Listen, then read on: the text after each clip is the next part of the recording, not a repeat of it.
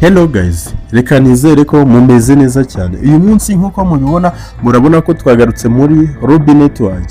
Nyuma yo kubona ko hari abantu benshi bafite ibibazo bari kugenda babaza muri Rubi Network, navuze reka nanjye nze mbasubize mbabwire na update zihari muri Rubi Network. Nta kindi ngusaba, ndagusaba mbere kugira ngo dutangire ndakwibutsa gukanda subscribe niba ari bwo bwa mbere ugeze kuri iyi channel, cyangwa se niba ari bwo bwa mbere ugeze kuri uyu muyoboro wa Darius Tech, hanyuma unkandire na like kuri video. Niba hari igitekerezo ufite cyangwa se hari ikibazo ufite, nyandikiraho muri comment kugira ngo nze nkigusubize. Reka dukomeze. Okay, nyuma yo kubona ko rero hari abantu benshi bafite ibibazo muri Rubi Network, mbibutse ko Rubi Network ni mining. Tumaze iminsi turi ku mining, abantu bashya batayizi namwe mubashe kuyimenya. Iyi ni mining imaze iminsi turi kuyimayininga, iri gufata imaze yaje 2023 gusa ubu ngubu nibwo iri kumenyekana. Nawe niba utari wiyandikishamo, nakugira inama yo kwiyandikishamo hakiri kare, bitewe nuko iyi mining iri gutanga icyizere yuko mu minsi iri imbere ishobora kuba listed cyangwa se ishobora kujya ku isoko. Kandi mwibutse ko ubu ngubu nubwo iyi mining itari yajya ku isoko, ubu ngubu izi coin ziragurishwa. Rubi coin ziragurishwa. Umuntu uyifite ntiyabasha kuburara, ntiyabasha gusonza, ntiyabasha kubura ibyo kurya afite izi coin za Rubi Network. Izi saa tuvugana muri groupe tubasha guhuriramo, groupe ziragurwa izi Rubi. Nawe niba uzifite wabasha kunyandikira kuri WhatsApp, hanyuma nkakwereka uburyo wabasha kuzigurisha cyangwa se njyewe nkazikugurira. Niba ukeneye Rubi coin zo gukora KYC, ndavuga abantu basanzwe bari muri Rubi Network basanzwe bamininga, niba warahawe message ikwereka ko ugomba gukora KYC, wanyandikira nkaguha Rubi zo gukora KYC cyangwa se nkakugurisha Rubi zo gukora KYC. Nkwibutse ko iyo wanyinjiriyeho hari Rubi mbasha gutanga ku bantu runaka, iyo babashije kunyinjiriraho hanyuma nkazibaha bakabasha gukora KYC. Kugeza ubu mbibutse ko kugeza ubu Rubi zo gukora KYC, Rubi enye nizo zibasha gukora KYC neza, bakabasha kuyikwemerera mu masaha 6. Ntabwo bibasha kurenza amasaha 28. Nyuma y'amasaha 6 baba babashije kugusubiza niba KYC wayikoze neza. Icyo gihe bakagira ute, bakaguha KYC, ubundi nawe ugatangira ukagurisha izi Rubi. Nanone nkibutse ko Rubi ntiwabasha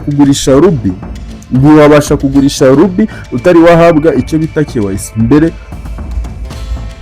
Gufungura account muri iyi Rubi Network ni kimwe, no guhabwa KYC ni ikindi.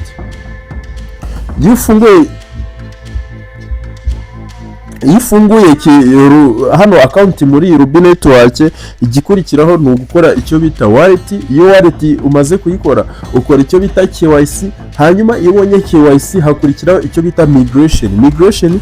Nzabibasobanuriraho birambuye, hari abantu bashya batazi ngo migration ni iki, nzabibasobanuriraho akantu ku kandi. Migration ni uburyo ubasha gufata igihe wahawe KYC, ni uburyo ubasha gufata Rubi ukazimurira muri wallet. Mwibutse ko udafite Rubi coin muri wallet ntiwabasha kuzigurisha. Nka gutya murabona hano, kanze mbibereke hano, urabona hano ahangaha, urabona hano ni kuvuga ngo hano izi Rubi muri kubona hano ntabwo twabasha kuzigurisha zitari muri wallet. Ni kuvuga ngo izo tubasha kugurisha nizo twakureye icyo bita migration. Muri iyi minsi nkwibutse ko abantu bari guhabwa KYC ni bakeya cyane, ni bakeya kurusha abari kwinjira muri Rubi Network nibo benshi kurusha abari guhabwa KYC. KYC ziguhabwa abantu bakeya cyane. Gusa nkwibutse ko hari uburyo bagiye kutuzanira, ndakeka ku kwa gatanu, ku kwezi kwa gatanu, ntabwo kuri burangire batatuzaniye iriya KYC ya 1.6. Twe dusanzwe dukorera kuri KYC ya 1.5. ubu ngubu bagiye kutuzanira KYC ya 1.6. Iyo KYC ya 1.6 ari nayo izatuma abantu benshi babasha gukora KYC. Niyo izatuma abantu benshi babasha gukora KYC. Ubu ngubu hari abantu benshi tutari twahabwa KYC, nanjye izi saa tuvugana ntabwo nahabwa KYC. ntegereje iriya version ya 1.6. Iyo version ya 1.6 niyo ntegereje kugira ngo ndebe niba nanjye nzabasha guhabwa KYC. Hari abantu rero kugezana n'izi saha bagifite impungenge zuko batari babasha kubona message ibabwira ko babasha gukora KYC. Guys, urabona ureba neza, urabona maze amezi 2 muri iyi mining ya Rubi Network, ariko kugeza ubu nanjye urabona dore hano, urabona reba hano, urabona hano, sorry, urabona hano, reba hano, ahangaha urabona dufite coin, dufiteho Rubi coin 391, tumazemo amezi 2, ariko ntabwo twe twahabwa KYC. Natwe dutegereje iriya version ya 1.6. Rero wikwiheba, abantu benshi ntabwo bari bahabwa KYC kandi uzayibona ni wuzuza ibintu neza. Nababwiye ko iyo tuje hano kuri my ahangaha, sorry, hano murazi ko bakunda kwamamaza cyane, nako ntabwo ari cyane. Okay, tuje hano kuri my information, ahangaha iyi myirondoro, nkwibutse ko twasoje kuyuzuza. Naberetse video y'uburyo wabasha kuzuza iyi myirondoro y'ahangaha. Iyi myirondoro rero ugomba kwicara warayujuje, bitewe nuko iyi myirondoro nutabasha kuyuzuza. Nkwibutse ko ino myirondoro ugomba kuyandika neza cyane, ugomba kuyandika neza, bitewe nuko iyi myirondoro kugezana n'izi saha ntabwo ibasha guhinduka, ntabwo waza ngo uyihindure. Gusa nabonye Rubi Network baravuze ko mu itangazo baherutse gushyira hanze, bavuze ko iriya version ya 1.6 bagiye kutuzanira gusabiraho KYC bashobora guhindura, hanyuma tukajya tubasha guhindura iyi myirondoro yacu, iyi myirondoro tuba twaranditse nabi. Kugezana n'izi saha muri iyi version ya 1.5 nta buryo burimo wabasha guhindura umwirondoro wawe. Bavuze ko rero mwayira version ya 1.6 hari igihe bazashyiramo uburyo bwo kubasha guhindura umwirondoro kugira ngo tujye tubasha gukora KYC bitatugoye. Iyi version ya 1.6 igiye kuza, iyi version ni nziza cyane, abantu benshi bazayikunda bitewe nuko ifite udushya twinshi, ifitemo utuntu twinshi cyane. Abantu benshi mwebwe rero muyitegure bitewe nuko ije gukemura ibintu byinshi cyane. Urumva ko niba abantu benshi bari basanzwe badafite KYC, ikaba igiye kuza ikajya itanga mbega nyine, urumva KYC zari zisanzwe zikorwa n'abantu, yari timu y'abantu 12 hagati aho ngaho, hagati ya 14 na 12 nibo bari basanzwe bemeza KYC. Kandi murabona ko uje hano aha, murabona ko tumaze kurenga miliyoni. Urabona ko ejo bundi bari kwizihiza imyaka, bamaze imyaka 4 ingahe, imyaka 4 bamaze baronshinze cyase bafunguye iyi Rubi Network dutangiye kuyimayininga. Bavuze ko tumaze kuba miliyoni 4 n'abantu basaga 600 I think, ntabwo nibuka neza, gusa bizihije bavuga ko bamaze kuba miliyoni 4 n'abandi hejuru. Urumva ko miliyoni 4, dore ngaha, dore ngibi mpise nambibona, urabibona. Bavuze ko bamaze kuba miliyoni 4 n'ibihumbi 400, dore ngaka, urabibona. Bavuze ko bamaze kuba bari kwizihiza imyaka 3, urabibona, imyaka 3 bamaze iyi miningwa, bamaze kuba abamaze kuyijoininga cyangwa se abamaze abari kuyimayininga ubu ngubu miliyoni 4 n'ibihumbi 400, urabyumva. Noneho tugarutse hano inyuma, kanze tuze hano inyuma nkwereke aka kantu. Uyu munsi ndashaka kubereka akantu ku kandi. Tugarutse hano, urabibona hano, urabona tugeze kuri mining rate imaze kugera kuri 0.625. Urabona abantu batangiranye n'iyi mining, sinzi niba muri kubireba neza hano, ahangaha abantu batangiranye n'iyi mining, urabona ku munsi babahaga Rubi token, babahaga Rubi 10. Urumva ku munsi babahaga Rubi 10, none ubu ngubu tugeze mu bice, urabibona uko zigenda zizamuka niko bigenda bigiye bite, niko bagenda babigabanya. uko bigenda bizamuka urumva tugeze muri miliyoni enye, none urabona tugeze mu bice 600, ubwo nizikomeza kuzamuka nitugera muri miliyoni 10, urabibona hano muri miliyoni 10 bazahita bagabanya. Nicyo kikwereka ko iyi Rubi Network nta gahunda ifite vuba yo kuba listed, yo kujya ku isoko nyine. Niyo mpamvu mubwira ngo ugomba gushyiramo courage ukagumya uyimayininga kugira ngo nawe ubashe kwibikaho izi Rubi coin, kugira ngo mu myaka iri imbere cyangwa se mu minsi iri imbere iyi Rubi Network niba listed cyangwa se nijya ku masoko, hanyuma nawe uzabashe kuba uri mu bamiliyoneri bazaba bari kugurisha izi Rubi.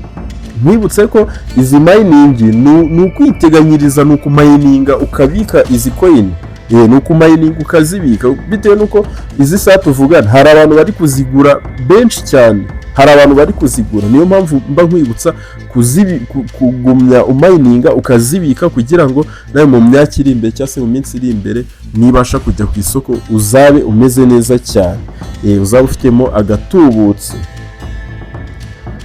Ndatekereza izi ariyo update nari mbafitiye. Murabibona ko hano, murabona ko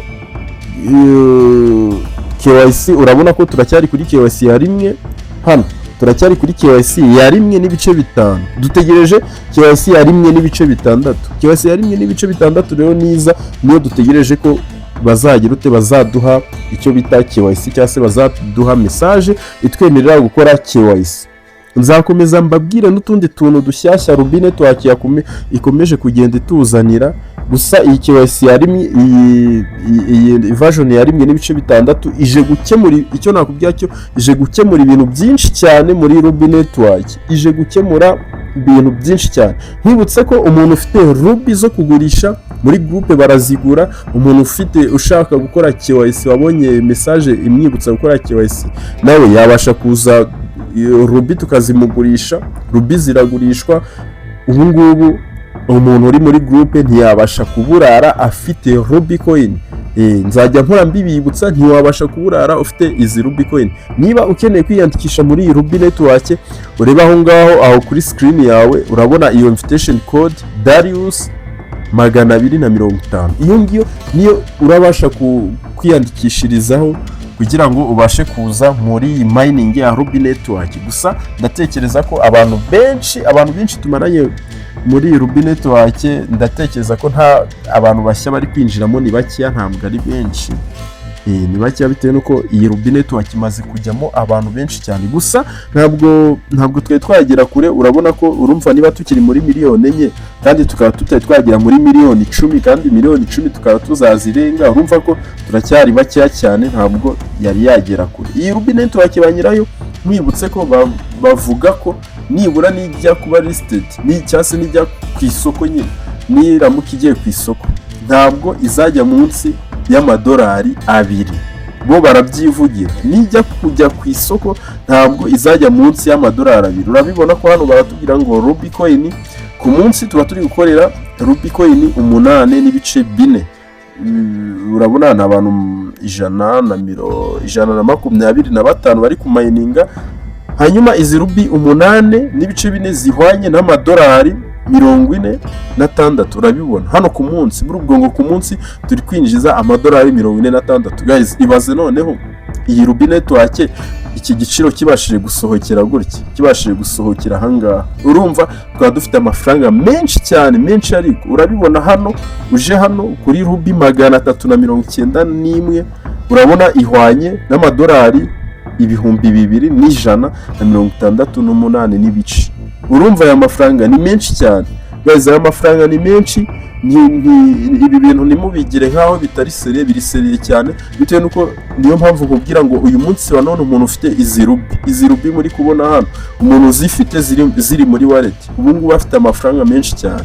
Ubu afite amafaranga, abantu bari muri groupe murabizi ko Rubi ari imari, umuntu uzifite ni imari ikomeye cyane. Guys, reka nizere ko rero iyi video ibafashije. Iyi video niba igufashije, wibutse gukanda like, hanyuma niba hari igitekerezo ufite cyangwa se hari ikibazo ufite unyandikiraho muri comment, hanyuma mbashe kugusubiza. Niba ukeneye kuza muri group yacu ya WhatsApp, nabwo ureba aho ngaho muri description mbasha gushyiramo link, nubwo muri iyi minsi ngiye kugerageza kugabanya gushyiramo link, mbasha gushyiramo link hanyuma ukayikandaho ugahinguka muri group yacu WhatsApp, tubasha kuganiriramo, tubasha kugurishirizamo Rubi, tubasha kuguriramo Rubi, haba harimo ibitekerezo bitandukanye. Gusa iyi group ya WhatsApp ifunguka cyangwa se ifungurwa guhera muri weekend, guhera kwa gatandatu no ku cyumweru. Ubwo ni kwa gatandatu no ku cyumweru, ni iminsi ibiri tubasha kuyifungura, indi minsi yose ibifunze.